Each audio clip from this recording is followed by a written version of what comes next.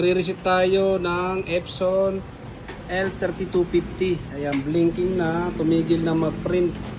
Ayan, ngayon, check natin sa status.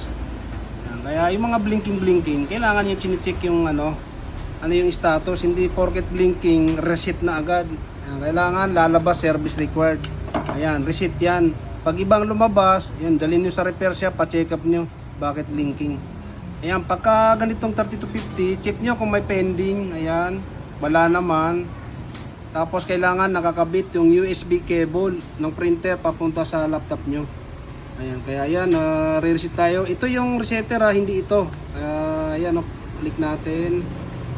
Antayin natin mga lumabas. Ayan.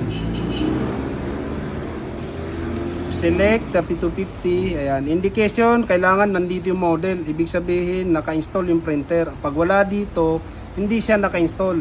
Ginagamit yung printer, siguro pang print cellphone. Kaya wala siya dito. Kailangan nandito siya, naka-install yung driver. Ayan, pag select nyo, ayan, okay nyo. Ayan. Waste ink pad. Ayan. Re-reset natin. Ayan. Pwede niyo yung i-check kung 100% na nga. Ayan, 100%. Ayan, para ma-zero yan, check din natin to ulit. Tapos ito, tapos initialize. Ayan, pagkatapos nito, magpapa-turn off yung printer. Ayan, turn off.